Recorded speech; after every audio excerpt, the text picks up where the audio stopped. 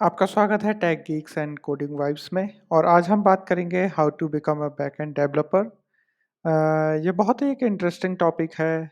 Normally जब लोग अपने आईटी करियर की शुरुआत करते हैं या वो सोच रहे होते हैं, जैसे कि अगर कोई एक स्टूडेंट जो 10th क्लास या 12th क्लास में है और वो एक आईटी करियर के बारे में सोच रहा होता है, तो उसको बहुत ज़्यादा पता नहीं होता है कि आईटी में क्या होता है या कंप्यूटर साइंस या प्रोग्रामिंग या सॉफ्टवेयर डेवलपमेंट ये क्या चीज़ें होती हैं। बट हाँ, वो एक जनरल कॉन्सेप्ट को लेके आके बढ़ता है कि मैं एक सॉफ्टवेयर डेवलपर बनना चाहता हूँ। लेकिन आप उसके बाद किसी एक कॉलेज में जब एडमिशन लेते हैं, या फिर आप इस आईटी के करियर की तरफ सॉफ्टवेयर डेवलपमेंट के करियर की ओर आगे बढ़ते हैं, आप कई बार इस क्वेश्चन को पूछते हैं कि हाँ, ये सॉफ्टवेयर डेवलपमेंट क्या है? तो मेजरली सॉफ्टवेयर डेवलपमेंट में काफ़ी सारी चीज़ें आती हैं, लेकिन उसके बावजूद भी हम मेजरली सॉफ्टवेयर डेवलपमेंट को फ्रंट एंड और बैक एंड में डिवाइड करते हैं। और जिसमें फ्रंट एंड का जो वर्क रहता है वो डिज़ाइनिंग को लेकर रहता है, यूज़र इंटरफेस को लेकर रहता है। अभी तो फ्रंट एंड बहुत ज़्यादा इवॉल्व हो चुका है। बट बैक एंड स्टार्टिंग से ही एक बहुत ही प्रोग्रामिंग डेंस पार्ट रहा है, जहाँ पर प्रोग्रामिंग, कोडिंग, ये सारी चीज़ें बहुत ही ज़्यादा रहती है। और नॉर्मली लोगों को बहुत ही एक टफ़ करियर दिखाई देता है कि बैकएंड डेवलपर का, और वो ये सोचते हैं कि बैकएंड डेवलपर ही एक रियल सॉफ्टवेयर डेवलपर है।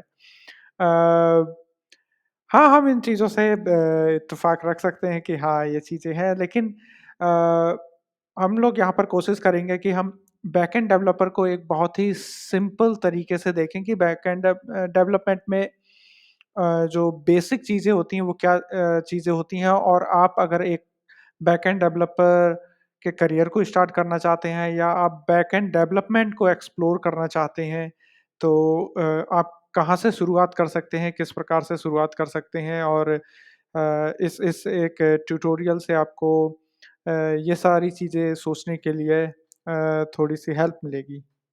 हाँ, तो नॉर्मली इस एक आर्किटेक्चर को दिखाया जाता है कि बैकएंड डेवलपर का रोड मैप क्या है। उसमें बहुत सारी चीज़ें दिखाई जाती हैं कि आपको इंटरनेट के बारे में पता होना चाहिए, आपको प्रोग्रामिंग लैंग्वेजेज़ आनी चाहिए, आपको गिट वर्ज़न कंट्रोल सिस्टम आना चाहिए, आपको इन जो भी आपका कोड है, इनको गिट को किसी क्लाउड प्लेटफ़ॉर्म में सेव करने, उनको स्टोर करने का आपको नॉलेज होनी चाहिए, आपको डेटाबेस की नॉलेज होनी चाहिए, आपको एपीआई की नॉलेज होनी चाहिए, आपको ऑथेंटिकेशन, ऑथराइज़ेशन या सिक्योरिटी से रिलेटेड चीज़ें पता होनी चाहिए, आपको सीडीएन सर्वर साइड जो भी कैशिंग टेक्निक्स होती हैं उनके बारे में आपको पता होना चाहिए, वेब सिक्योरिटी के कॉन्सेप्ट्स, टेस्टिंग के कॉन्सेप्ट, अगर आप डेटाबेस को स्केल करना चाहते हैं।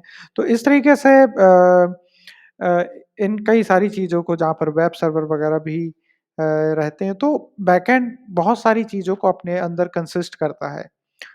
और अगर आप इस एक रोड मैप को देख रहे हैं, तो आपको ये बहुत ही ज़्यादा ओवरवेलमिंग लग रहा होगा कि नहीं, मैं कभी बैकएंड डेवलपर नहीं बन सकता, क्योंकि ये इतनी सारी चीज़ें मैं लर्न नहीं कर पाऊँगा।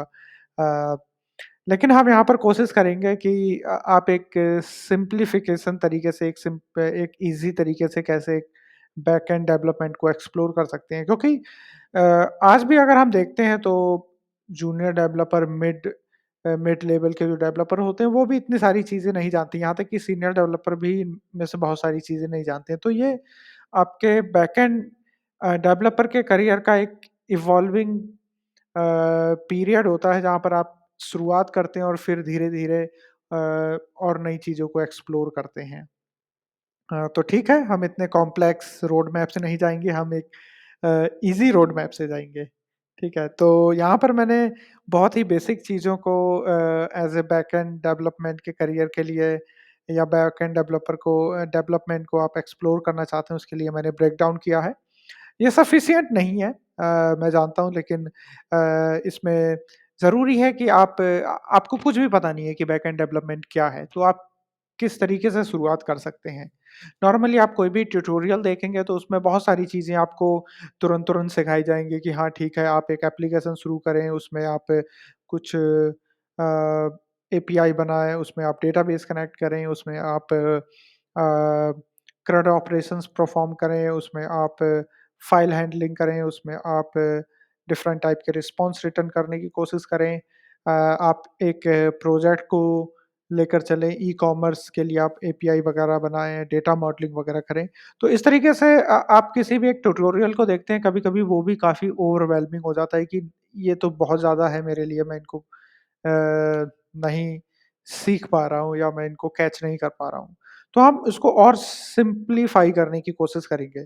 तो इस रोड मैप में हम देखते हैं कि सबसे पहले हमें एक प्रोग्रामिंग लैंग्वेज को चूज़ करना है। और ये सॉफ्टवेयर डेवलपमेंट का फर्स्ट पार्ट है जहाँ पर हम एक प्रोग्रामिंग लैंग्वेज को चूज़ करना है। तो प्रोग्रामिंग लैंग्वेज के लिए मैंने एक लिंक को यूज़ किया है और हम इसमें देखेंगे कि बैकएंड डेवलपमेंट के लिए और ख़ासकर कि वेब सर्वर के लिए या जो वेब के लिए जो बैकएंड डेवलपमेंट होता है उसके लिए कौन-सी लैंग्वेजेज़ इन दिनों में पॉपुलर हैं। तो हमने जाना कि बैकएंड डेवलपमेंट क्या है? बैकएंड डेवलपमेंट में नॉर्मली अ, जो सर्वर रहता है वेब का बैकएंड सर्वर रहता है, तो ये सर्वर साइड वेब एप्लीकेशंस होते हैं, उनके लॉजिक्स यहाँ पर इम्प्लीमेंट होते हैं और इनके लिए जो पॉपुलर लैंग्वेज है वो ये है। ये बहुत ही एक एक्सक्लूसिव लिस्ट है, आप और भी लैंग्वेज को एक्सप्लोर कर सकते हैं, लेकिन हाँ, ये काफ़ी कॉमन है, काफ़ी पॉपुलर लैंग्वेज है बैकएंड के लिए। जावास्क्रिप्ट फ्रंट एंड में भी पॉपुलर है और बैकएंड में भी पॉपुलर है, पाइथन है, जावा है, रूबी, पीएचपी ये काफ़ी पॉपुलर हैं और तो यहाँ पर मैं एक पॉज़ लेना चाहूँगा और मैं ये बताना चाहूँगा कि जब कोई भी स्टूडेंट किसी एक आईटी या सीएसई बैकग्राउंड से होता है, तो वो अपने एक उस स्टूडेंट लाइफ़ में बहुत सारी लैंग्वेजेज़ लर्न करता है। नॉर्मली वो जावास्क्रिप्ट वगैरह फ्रंट एंड के लिए थोड़ा बहुत लर्न करते हैं। करिकुलम में जावा और सी, सी प्लस प्लस जैसी लैंग्वेज काफ़ी कॉमन मिल जाती हैं। आजकल अगर हम देखते हैं तो पाइथन वगैरह भी अवेलेबल होता है कुछ जगह। तो अ, कहीं न कहीं अगर आप एक सीएस या आईटी बैकग्राउंड के स्टूडेंट हैं, तो आपको लैंग्वेज का बेसिक्स पता है। और ये एक स्टूडेंट के पास हमेशा एक क्वेश्चन रहता है कि हाँ, मेरे को लैंग्वेज आती है लेकिन मैं एक सॉफ्टवेयर डेवलपर नहीं हूँ। हाँ, तो लैंग्वेज सीखना आपको एक सॉफ्टवेयर डेवलपर नहीं बनाता है क्योंकि प्रोग्रामिंग लैंग्वेज एक बहुत ही बेसिक फंडामेंटल ब्लॉक है सॉफ्टवेयर डेवलपमेंट का, लेकिन वो अपने आप में सफिशिएंट नहीं है। तो आप कोई भी लैंग्वेज चूज़ कर सकते हैं, लैंग्वेज आपको ये नॉलेज देता है कि कंप्यूटर में आप किस तरीके से इंस्ट्रक्शंस दे सकते हैं और वो आप कंप्यूटर से किस तरीके से काम करवा सकते हैं या आप अपनी इच्छा से या जो आपका एक डिज़ायर है, आप एक किसी लॉजिक को या प्रॉब्लम को किस तरीके से कंप्यूटर में सॉल्व कर सकते हैं, ये प्रोग्रामिंग लैंग्वेज की कॉन्सेप्ट है। बट प्रोग्रामिंग लैंग्वेज अपने आप में एक सॉफ्टवेयर डेवलपमेंट नहीं है। और अगर आप आज एक स्टूडेंट हैं और आपने एक प्रोग्रामिंग लैंग्वेज सीखा है, तो ये बहुत ही अच्छी बात है। आप रेडी हैं सॉफ्टवेयर डेवलपमेंट के लिए और अगर अभी तक आपने प्रोग्रामिंग लैंग्वेज के बारे में कुछ भी पता नहीं है, तो आप किसी एक प्रोग्रामिंग लैंग्वेज को चूज़ कर सकते हैं जो पॉपुलर है क्योंकि पॉपुलर प्रोग्रामिंग लैंग्वेज के लिए आपको फ्री रिसोर्सेज़ बहुत सारे मिल जाएँगे और लगभग ये स्टार्टिंग की 4-5 लैंग्वेज काफ़ी पॉपुलर हैं, जिसमें से अगर हम देखते हैं तो जावास्क्रिप्ट और पाइथन तो काफ़ी ज़्यादा ईज़ी हैं लैंग्वेज के टर्म में जहाँ पर जावा और दूसरी लैंग्वेजेज़ थोड़ा-सा ज़्यादा उनका स्कोप वाइडर है और उनमें उनको प्रॉपर लर्न करने में ज़्यादा लंबा टाइम चाहिए हो रहता है। रूबी अच्छा लैंग्वेज है बट थोड़ा कम पॉपुलर लैंग्वेज है तो बहुत लोग प्रेफ़र नहीं करते हैं। पीएचपी अच्छा लैंग्वेज है, वेब डेवलपमेंट के लिए बहुत ही पॉपुलर लैंग्वेज था और इन दिनों में भी है। लेकिन अभी पीएचपी को दूसरी लैंग्वेज लाइक जावास्क्रिप्ट और पाइथन जैसी लैंग्वेज भी उसके ऊपर है। तो आप कोई भी एक लैंग्वेज को चूज़ कर लें, इससे बहुत ज़्यादा फ़र्क नहीं पड़ता है क्योंकि बेसिकली सभी लैंग्वेज का जो कॉन्सेप्ट होता है वो ऑलमोस्ट सेम होता है, जो उनका बेसिक कॉन्सेप्ट वो सेम होता है। उसके बाद जो उनमें एडवांस कॉन्सेप्ट्स होते हैं या जो उनके प्रिंसिपल्स होते हैं, वो थोड़े बहुत डिफरेंट होते हैं। तो इससे बहुत ज़्यादा फ़र्क नहीं पड़ता है, अगर आपको कोई भी प्रोग्रामिंग लैंग्वेज नहीं आती है, तो कौन-सी बेस्ट है, कौन-सी नहीं है। क्योंकि आपको एक जेनेरिक कॉन्सेप्ट सीखना इम्पोर्टेंट है, उसके बाद आप अपने रिक्वायरमेंट के अकॉर्डिंग किसी एक प्रोग्रामिंग लैंग्वेज में एक्सपर्टीज़ ले सकते हैं। ठीक है, तो पहला स्टेप है एक प्रोग्रामिंग लैंग्वेज को चूज़ करना। तो लेट्स एग्ज़ाम्पल आपने जावास्क्रिप्ट, पाइथन में से कुछ चूज़ कर लिया है। तो सेकंड है, अभी हमने देखा कि प्रोग्रामिंग लैंग्वेज अपने आप में सफिशिएंट नहीं है सॉफ्टवेयर डेवलपमेंट के लिए। तो सॉफ्टवेयर डेवलपमेंट के लिए और एडिशनल हमें क्या चाहिए? तो सॉफ्टवेयर डेवलपमेंट के लिए एडिशनली हमें चाहिए होता है, अगर आप बैकएंड का काम कर रहे हैं, तो बैकएंड फ्रेमवर्क। और विदाउट बैकएंड फ्रेमवर्क से आप बैकएंड का डेवलपमेंट करना ऑलमोस्ट इम्पॉसिबल है। आप कर सकते हैं अगर आप अपना खुद का फ्रेमवर्क या खुद का टेम्पलेट या बाकी जो भी एसेंशियल नेटवर्किंग टूल्स वगैरह होते हैं, वो अगर आप डेवलप कर पाएँ। लेकिन बैकएंड फ्रेमवर्क बहुत ही एक एसेंशियल पार्ट है बैकएंड डेवलपमेंट के लिए। तो हम देखते हैं कौन से बैकएंड फ्रेमवर्क अवेलेबल है। और तो बैकएंड फ्रेमवर्क नॉर्मली जैसा इनके बारे में बताया गया है कि बैकएंड फ्रेमवर्क क्या है? बैकएंड फ्रेमवर्क एक प्री बिल्ड स्ट्रक्चर है जो प्रोवाइड करते हैं कि एक डेवलपर को सर्वर साइड कंपोनेंट इम्प्लीमेंट करने के लिए। और इसमें इनबिल्ट बहुत सारे लाइब्रेरीज़ होती हैं, मॉड्यूल्स होते हैं, टूल्स होते हैं, जो कि आपको डेवलपमेंट को बहुत ईज़ी कर देते हैं। बट एक चीज़ का आप याद रखें कि फ्रेमवर्क हमेशा रन होता है एक लैंग्वेज के ऊपर। तो विदाउट लैंग्वेज आप फ्रेमवर्क को लर्न करना अ, बहुत अच्छा एक आइडिया नहीं है। आप लैंग्वेज के बेसिक्स को पहले सीखें और उसके बाद आप फ्रेमवर्क में जाएँ। फ्रेमवर्क के जैसे इन्होंने बेनिफिट भी दिए हैं कि उसमें स्पीड स्पीडली आप चीज़ों को एग्ज़ीक्यूट कर सकते हैं और इम्प्लीमेंट कर सकते हैं। और सिक्योरिटी वगैरह आप खुद से सिक्योरिटी के लिए आपको लिखने में काफ़ी टफ़ होगा, लेकिन फ्रेमवर्क्स वो सिक्योरिटी इनबिल्ट देते हैं। तो इस तरीके की चीज़ें फ्रेमवर्क में हैं, हम देखते हैं कि कौन से फ्रेमवर्क अवेलेबल हैं। हमने देखा सारे कोई भी फ्रेमवर्क होता है वो एक लैंग्वेज के ऊपर डिपेंड करता है। तो हम देखते हैं लैरावेल एक काफ़ी पॉपुलर फ्रेमवर्क है जो पीएचपी लैंग्वेज के ऊपर वर्क करता है। और इन फ्रेमवर्क के अपने आर्किटेक्चर होते हैं, जैसे कि लैरावेल एमवीसी पे वर्क करता है, तो आप इसके बारे में और जानेंगे आगे।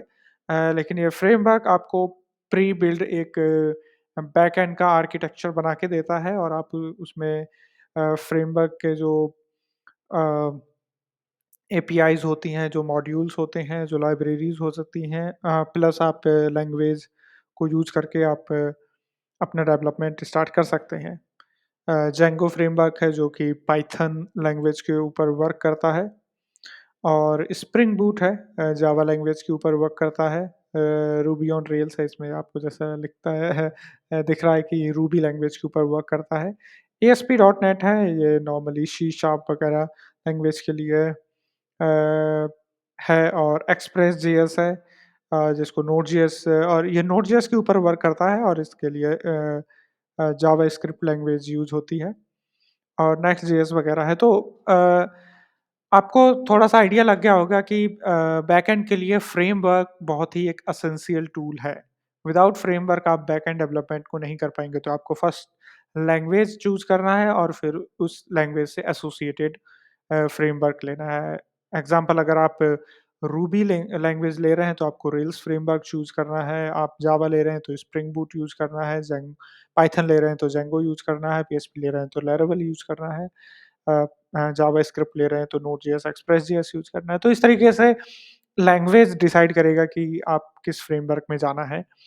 और ये फ्रेमवर्क के बारे में आप और भी स्टडी कर सकते हैं और हम आगे चल के इनके बारे में और भी डिटेल चीज़ें लेंगे। लेकिन इन फ्रेमवर्क का भी एक बेसिक कॉन्सेप्ट्स है। ये फ्रेमवर्क अपने आप में डिफरेंट टूल्स लेके आते हैं, डिफरेंट उनके आर्किटेक्चर होते हैं, बट फिर भी बैकएंड का जो एक जेनेरिक कॉन्सेप्ट है, हम उसको जानने की कोशिश करेंगे। अभी हमने बात की कि आप अपने करियर के स्टार्टिंग में इससे बहुत फ़र्क नहीं पड़ता है कि आप कौन-सा लैंग्वेज ले रहे हैं एंड सिमिलरली कौन-सा फ्रेमवर्क चूज़ कर रहे हैं। क्योंकि आपको अभी एक लैंग्वेज के बेसिक कॉन्सेप्ट सीखना ज़रूरी है, आपको बैकएंड के बेसिक कॉन्सेप्ट सीखना ज़रूरी है। उसके बाद आप एक एक्सपर्टीज़ के लिए आप किसी एक फ्रेमवर्क से स्टिक हो सकते हैं, एक लैंग्वेज से स्टिक हो सकते हैं या आप एक स्पेसिफिक प्रोजेक्ट के लिए किसी एक फ्रेमवर्क को ट्राई कर सकते हैं। तो हम जानने की कोशिश करेंगे कि और कौन से बेसिक चीज़ें हैं जो हम एक फ्रेमवर्क से सीख सकते हैं, स्टार्टिंग में एज़ अ बैकएंड डेवलपमेंट को एक्सप्लोर करने के लिए।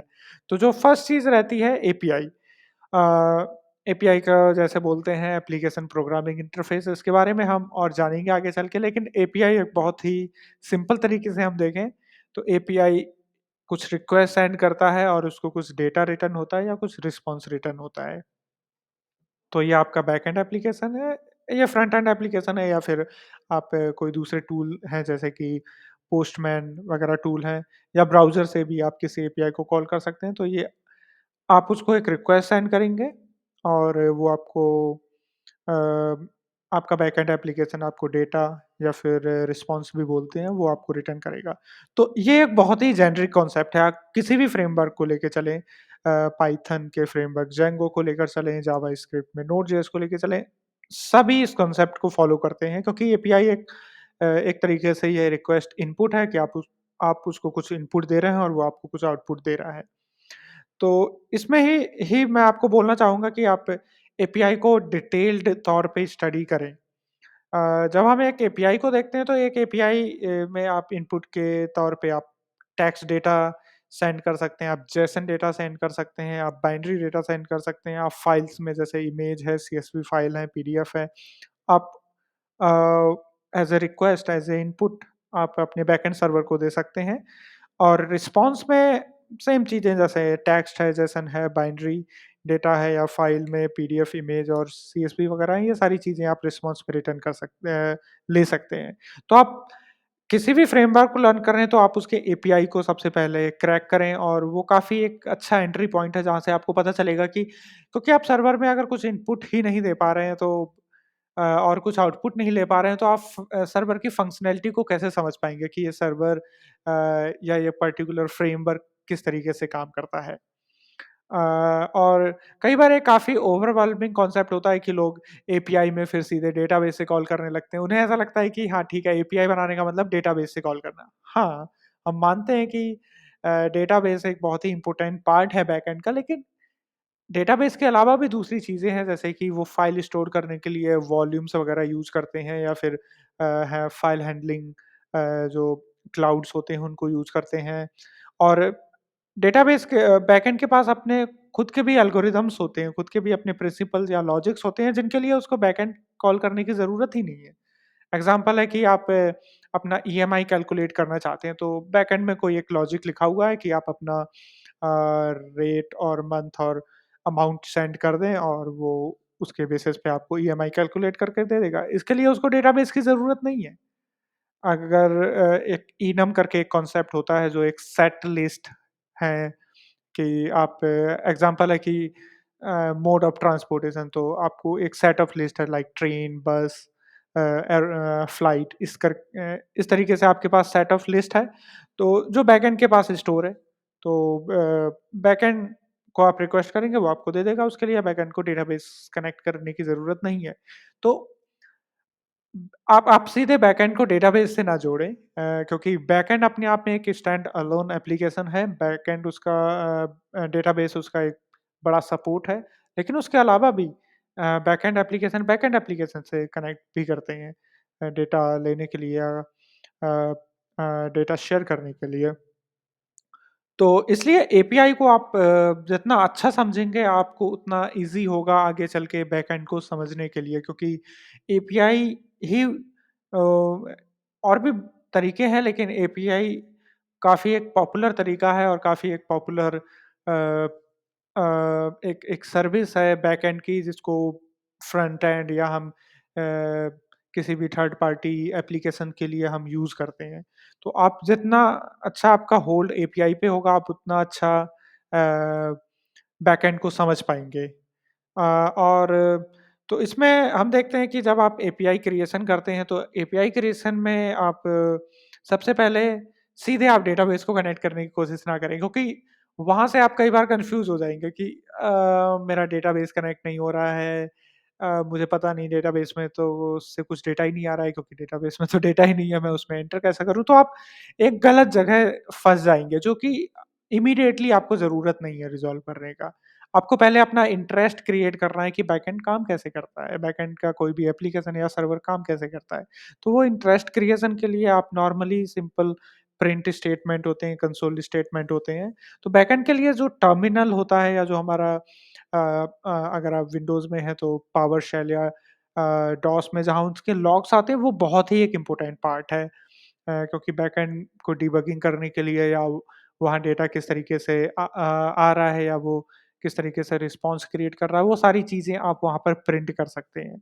तो आप प्रिंट स्टेटमेंट सबसे पहले यूज़ करें, और उसमें आप टेक्स्ट डेटा सेंड करके देखें, और डिफरेंट जेसन डेटा सेंड करके देखें, और उसको प्रिंट करा के देखें कि वो किस तरीके से प्रिंट हो रहा है। आप वहाँ से कुछ रिस्पॉन्स ऐड कर सकते हैं, उसको रिटर्न कराने की कोशिश करें।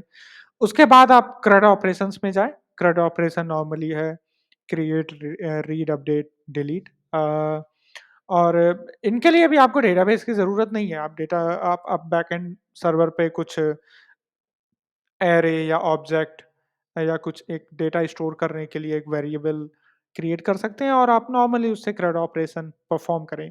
तो आप बैकएंड को पहले समझें, ना कि सीधे डेटाबेस या फाइल हैंडलिंग या फिर ऑथेंटिकेशन, ऑथराइजेशन, बड़े-बड़े कॉन्सेप्ट्स की ओर जाएँ, क्योंकि वो आपको इमीडिएटली कन्फ्यूज़ कर देंगे अगर आप बहुत अभी अ, जस्ट एक बिगिनर हैं। तो आप एक बिगिनर हैं, तो आप एपीआई को सिंपल कॉन्सेप्ट्स ट्राई करें, और अगर ये सिंपल कॉन्सेप्ट आप सीख जाते हैं, तो आपको बड़ी चीज़ें करने में बहुत आसानी होगी। कई बार ऐसा होता है कि लोग एक बार CRUD ऑपरेशन, डेटाबेस कनेक्ट वगैरह सब कुछ करके कर लेते हैं, फिर उनको नेक्स्ट बोला जाता है कि बैकएंड पे एक एल्गोरिदम्स लिखना और हमें वहाँ से डेटा लाना है। वो कहेंगे, "ये कैसे? बिना डेटाबेस कॉल करे एपीआई कैसे काम करेगी?"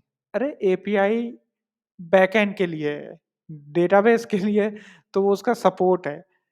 तो एपीआई बैकएंड के लिए है, ना कि डेटाबेस के लिए है। हाँ, तो वो तो लॉजिक का या बिज़नेस लॉजिक का या डेटा फ्लो का एक पार्ट है। तो आप एपीआई और बैकएंड को पहले अच्छे से हैंडल करना सीख जाएँ, तो बाकी चीज़ें आपके लिए काफ़ी ईज़ी हो जाएँगी। तो फिर से हम अपने इस रोड मैप को देखते हैं। इस रोड मैप में हमने देखा था कि बैकएंड के लिए आप एक लैंग्वेज चूज़ करें, करेक्ट? डेटाबेस के पार्ट को आप स्किप करें। गिट वगैरह को आप सीख सकते हैं, बहुत ही एक एसेंशियल टूल है। और इसके बाद सीधे आप एक फ्रेमवर्क की तरफ आगे बढ़ सकते हैं। आई थिंक इसमें फ्रेमवर्क मैंने मिस कर दिया है। हाँ, आई थिंक वो फ्रेमवर्क को इन्होंने इस लैंग्वेज के ऊपर ही ऐड कर दिया है। लेकिन हाँ, फिर उसके बाद आपको कैशिंग के कॉन्सेप्ट्स हैं, ऑथेंटिकेशन, ऑथराइज़ेशन, क्योंकि अगर आप ऑथेंटिकेशन, ऑथराइज़ेशन जैसे कि रजिस्ट्रेशन एपीआई है या फिर साइन इन एपीआई है, ये भी तो एक एपीआई ही है। ये भी तो एक रिक्वेस्ट लेती है और रिस्पॉन्स देती है। इंटरनली अ, उनका प्रोसेस डिफरेंट होता है। बट बेसिकली तो वो रिक्वेस्ट और रिस्पॉन्स पे ही वर्क करती हैं। तो हम देख सकते हैं कि जितने भी फ्रेमवर्क्स हैं, वो जितने भी बैकएंड सर्वर हैं, वो रिक्वेस्ट और रिस्पॉन्स पे वर्क करते हैं, और जिसको हम एपीआई की हेल्प से करते हैं। ओके। तो मैं फिर से आपको इसको रिमाइंड करा देता हूँ कि अगर आप बैकएंड में अपने करियर की शुरुआत कर रहे हैं, तो आप प्रोग्रामिंग लैंग्वेज चूज़ करें। इससे बहुत फ़र्क नहीं पड़ता है कौन-सा प्रोग्रामिंग लैंग्वेज आप ले रहे हैं, और उस प्रोग्रामिंग लैंग्वेज से एसोसिएटेड आप बैकएंड फ्रेमवर्क को एक्सप्लोर करें। उसमें सबसे पहले आप एपीआई क्रिएशन करें, और एपीआई क्रिएशन में भी आप बहुत बड़ी एपीआई ना बनाएँ। आप छोटी एपीआई बनाएँ जिसमें आप नॉर्मली कुछ स्टेटमेंट प्रिंट कर रहे हैं या कुछ CRUD ऑपरेशंस कर रहे हैं। उसके बाद हम आगे ये आज हम कवर नहीं कर रहे हैं, हम आगे नेक्स्ट वीडियो में इनको कवर करेंगे कि फिर आप डेटाबेस को अलग से एक्सप्लोर करें, क्योंकि आपको डेटाबेस के बेसिक्स कॉन्सेप्ट्स पहले आने चाहिए, फिर आप डेटाबेस को उसके बाद बैकएंड के साथ कनेक्ट करें, ठीक है? तो फिर आपको काफ़ी इंटरेस्ट आएगा, आपको काफ़ी ईज़ी एक वे मिलेगा कि हाँ, बैकएंड तो इतना कठिन नहीं था।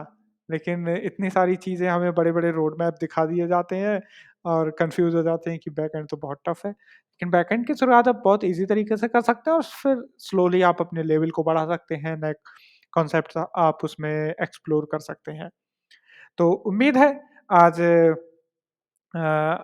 ये टॉपिक आपको समझ में आया होगा कि how to become a backend developer और या फिर आप एक बैकएंड डेवलपमेंट को किस तरीके से एक्सप्लोर कर सकते हैं। तो आज के लिए इतना ही।